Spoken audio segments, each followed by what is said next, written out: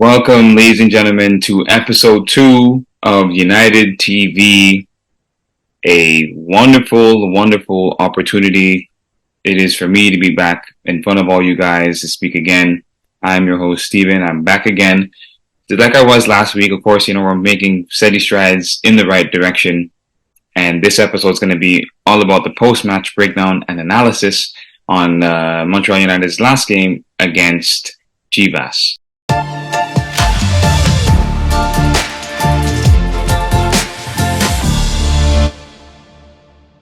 The game finished 1-0 to Chivas, but just like last week, a common trend and theme where Montreal United actually played extremely well, and they had a lot of great opportunities to get themselves back into the match, even once they had gone behind. It was a game where it felt much more open and much more freeing, I guess, in terms of the ability to move and switch from side to side on the field and be able to pass the ball amongst each other more freely than it was against Espoir last week. And of course, this episode, like every other episode, we'll be looking at the highlights from this game and also having the opportunity to speak with both the coach Stéphane Sanon and as well as a player from Montreal United as well. Montreal United are also delighted to announce a brand new signing to the club. Four-time MVP, four-time Golden Boot, and star of the Liga MX. He goes by the name of Samuel Loperfido. Welcome to the club, Samuel. We look forward to seeing you on the pitch very, very soon.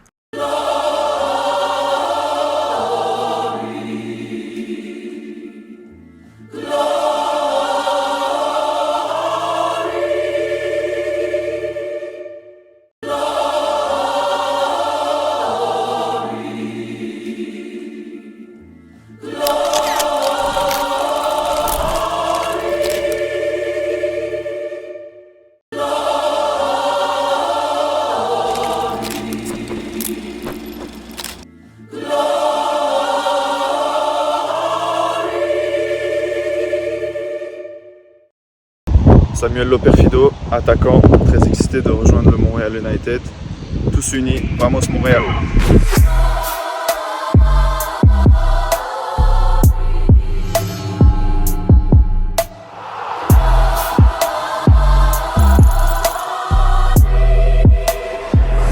As a whole, Montreal United have done a really good job so far this season of keeping their head held high. Even after some results where they didn't achieve what they wanted to in the game, but they still found a way to take the right positives away from the match.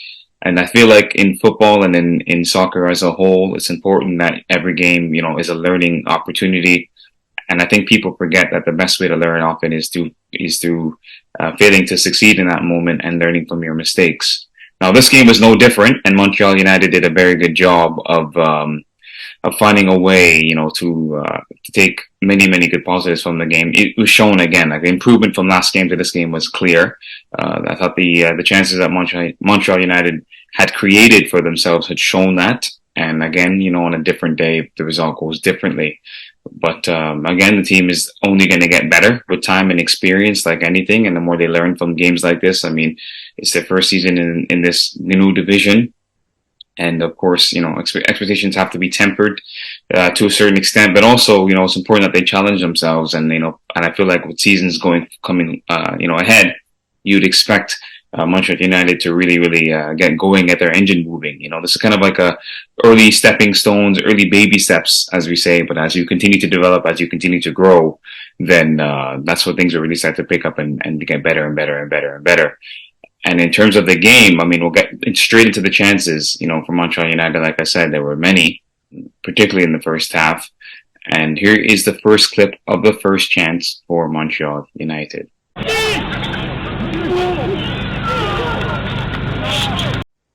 Very, very close opportunity. Again, could have easily gone into the back of the net with a bit more precision on the strike. But again, good build-up and good creation to create this chance. I mean, it's something we see Montreal United very, very frequently. They're very good at transitioning and finding a way to take the ball from their defensive third and progress it into the attacking third very quickly. And if they, continue to do that, you don't expect more and more great moments to happen for the club and for the team. And I expect them, like I said last week, I still have the same expectation. Of course, these guys are a very determined and very level-headed group of individuals. You would definitely see some even further passion in the next game to go on and win and make even more of a statement, as they continue, as the season goes on. I believe there's only 4 games left, if I'm not mistaken. And of course, barring the playoff positioning as well. But that's not the regular season, is what I mean to say. Montreal United will get another opportunity to keep showing what they're worth. Again, we had another chance again later in the first half as well, which was also a very good opportunity for them to get themselves, on the score sheet and in a foothold in the game. And here is the clip of that opportunity right here.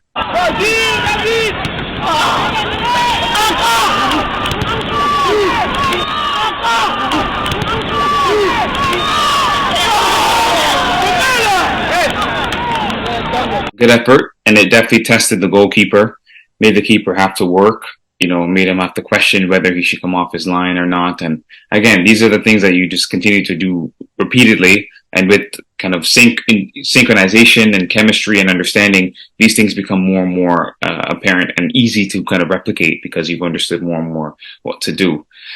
We will now speak with Joey Guzzo. He will be the player that we're going to be talking with. He's one of the main leaders of the Montreal United, this team and this Montreal United side, and he will definitely have a lot to say. Interesting and very enlightening things to hear as well. So, without any further ado, here's the interview with Joey Guzzo himself. Of course, another Montreal United player. I'm joined by Mr. Joey Guzzo himself, a very beloved player of the club, obviously, devoted and super, super dedicated to giving his best to Montreal United. Joey, how are you doing today, my friend? Doing amazing. Nervous, amazing, and fantastic. Could put it all together. I love to hear it. I'm here to ask you a couple questions, as always, as I've been doing, just like last week, same thing again, but with you. Of course, it was a bit of a bitter loss, especially the fashion that happened against Chivas last week.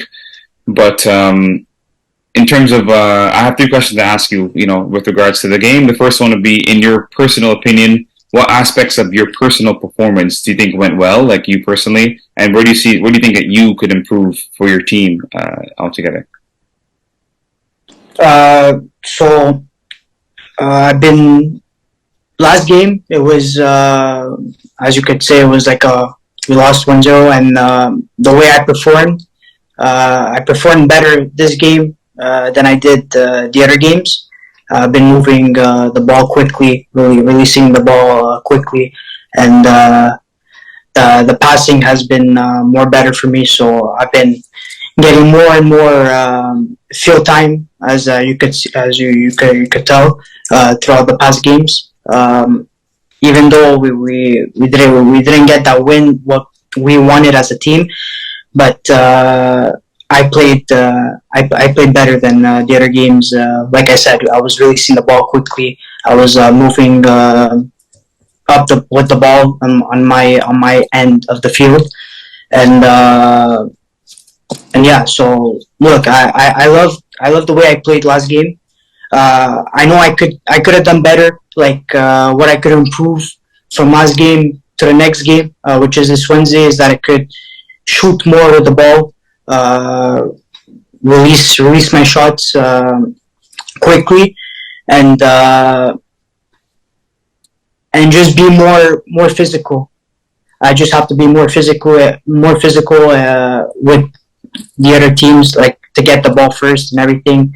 And just release my shots quickly, so we could get some shots on target. Definitely. I feel like as a player, someone has so much, passion for the team and wanting to give your best. That mentality of wanting to do better, even when you played well, you still have a level that you want to go above what you played. You know what I mean? You still feel like there's steps that you can take to even become even more, what's called game defining, more of a player who's really setting the tone for your team. I love that answer. The second question I want to ask you is, how do you maintain focus and commitment after a narrow defeat, as tight as it was with this game, obviously being so close? How do you stay focused as a squad going into the next match? Look, it's devastating to get this tight loss because we were like so into the game, but we gotta like. I always motivate my team, even though we let one goal in the first half. We get scored the first goal. I always try to motivate them. Let's continue. Let's keep putting the pressure on the field. We can't stay down after getting the first goal.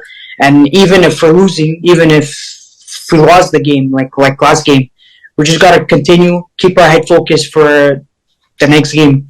We can't go to the next game putting our heads down and staying unmotivated as a team, because it's not gonna work like that, and we're never gonna win soccer games like that. So we just gotta stay motivated to the next game. Whatever happened on the last game stays on the last game, and we just gotta go to the next game as if it's a brand new game, a brand new playoff series, and you just gotta focus and get that win on that game.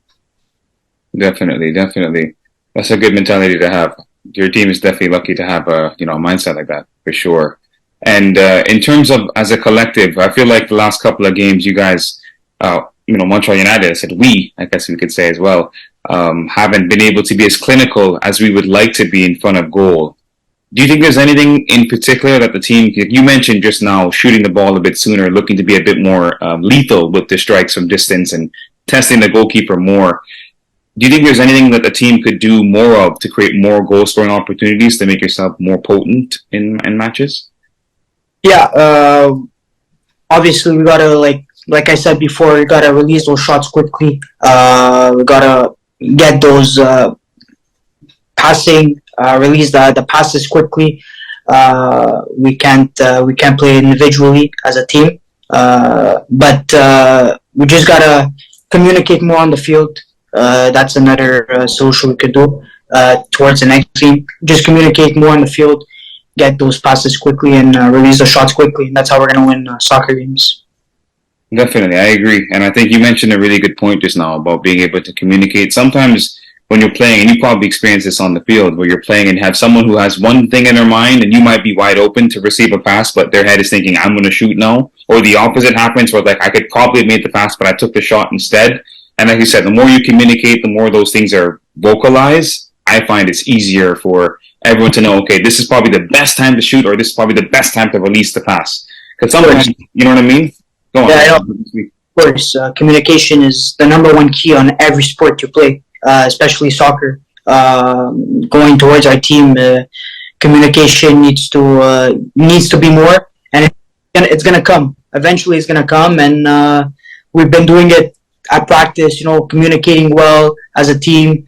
Even a bit last game, we've been communicating, but it wasn't a lot. But we're gonna get there. And next game, which is this Wednesday, we're gonna come out strong, and we're gonna communicate more. We're gonna do all these type of improvements that we could have done last game and bring it towards the next important game that we have. Definitely. Thank you again, Joey. I really can't thank you enough for coming on and speaking your truth and giving your words of wisdom. I'm certain that they will be used, and I look forward to watching you in particular, but of course the team as well. On the game on Wednesday. I appreciate you for giving me this opportunity to come out on United TV and to talk about my team. Definitely. I'll speak to you again very soon. Yes, sir. Have a good day, Steph. And of course, on top of speaking with Mr. Guzzo, and obviously giving his wonderful, wonderful words of inspiration and concentration and belief and passion to go on and to achieve great things for this team going forward, playing these matches and getting more and more familiar with this level of football. We're now going to switch gears and speak with the Coach Stéphane Sanon. Just like we spoke with him last week, we'll be speaking with him again, like every episode, and getting his thoughts and opinions on what took place against Chivas and where the boys can look to continue to improve in order to, pick up a positive result in their next game. Here's the interview with Coach Stéphane Sanon. Tout comme la semaine dernière, je suis rejoint par Coach Sanon pour recueillir ses impressions sur le match, cette fois contre Chivas qui a fini 1-0 pour Chivas. Bonjour, monsieur entraîneur Sanon, comment ça va? Bonjour Stéphane, on est bien, on est là. Oui, j'ai trois questions pour demander, comme la semaine dernière. Cette fois, je vais pas demander la même question deux fois. Ça va être trois différentes questions. Ma première question, c'est quelle est votre évaluation de la performance de l'équipe contre Chivas? Je pense qu'on a fait une performance moyenne et c'est à cause de ça qu'on n'est pas arrivé au bout de l'équipe Chivas. Et l'équipe Chivas, c'est une équipe très rapide. Nous, on connaît ça, on l'avait déjà gagné et à une reprise dans les matchs amicaux. On avait déjà gagné Chivas sur la première phase, disons mieux. Bon, au retour, on était toujours fort, mais dans ce match-là, on n'était pas arrivé au bout par rapport avec une performance moyenne. Il y avait des petites décadences dans l'équipe et je pense que c'est à cause de ça avec la performance moyenne, avec les décadences du côté de nos joueurs. Et c'est pour ça qu'on est sorti d'eau au mieux par rapport avec le dernier match qu'on a joué contre Chivas. Merci. Et puis, ma deuxième question, c'est quel ajustement tactique envisagez-vous après cette défaite? Après cette défaite, non seulement il y a quelques grands changements dans l'équipe, il y a aussi le changement de tactique pour essayer de répondre à votre question. Et on va essayer de pouvoir regarder les changements à l'intérieur de l'équipe tout d'abord. On a fait un revirement sur le plan des 18 convoqués à chaque match du mercredi. Et puis ensuite, on a commencé à essayer de revoir les positionnements des joueurs avant même d'arriver avec le nouveau tactique qu'on va essayer pour pouvoir essayer d'aller chercher une place dans le playoff. Et parce que le tactique qu'on va mettre en place pour le prochain match, c'est un tactique qu'on a joué sur les 3 derniers matchs qui a donné des résultats. Et puis, je pense qu'on va essayer de revenir avec ça. C'est le 4-1-2-3 qu'on va essayer de revenir avec. Parce qu'on a joué 4-3-3 et sur l'ensemble des 2 matchs. Et puis ensuite, le 4-1-2-3 et qu'on doit revenir maintenant. Et puis, juste pour essayer de remonter la pente par rapport avec la situation désastreuse où nous sommes trouvés maintenant. Merci. C'était une bonne réponse. T'as donné beaucoup de détails et c'est très clair à moi et les autres qui vont regarder. Oui, on peut même encore donner quelque chose. Puis ma troisième et finale question, comme je dis, ça va pas être une question que t'as entendue. Pas de problème. N'importe question, on est disponible et disposé pour vous, Stéphane. Et puis merci. C'est quel type de contribution attendez-vous de nouveaux joueurs Samuel Loperfido? La première chose, je salue l'arrivée de Samuel Loperfido, et c'est le tout nouveau recrue du club. Je salue les démarches du président Benjamin Waba.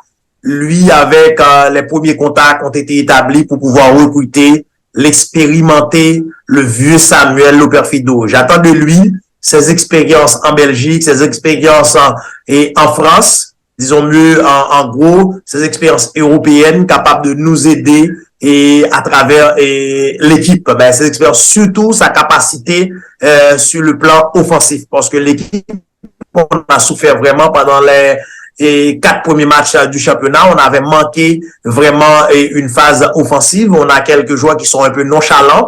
Maintenant, on va essayer de booster ça à l'attaque avec ses expériences, ses capacités. Ça pourrait donner un plus avec l'équipe. Surtout, comme je viens de vous ai dit, il y a des changements qu'on a opérés à travers l'équipe sur tout l'ensemble de l'effectif.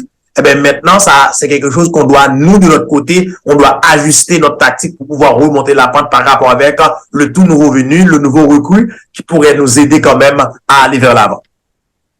Merci. Moi aussi, de qu'est-ce que j'ai entendu de Samuel, je pense que ça va être une très bonne addition à l'équipe. Je pense qu'il va donner son expérience et aussi son habilité de marquer les buts à un niveau tellement élite, comme on dit en anglais, mais c'est quelque chose que j'espère qu'il va donner plus de force en attaque pour l'équipe et je pense que c'est la même chose pour toi aussi. Exactement. Par rapport avec ces expériences, c'est quelque chose qui peut nous aider par rapport avec lui qui a joué déjà dans différents clubs en Europe et surtout aussi en Amérique du Nord.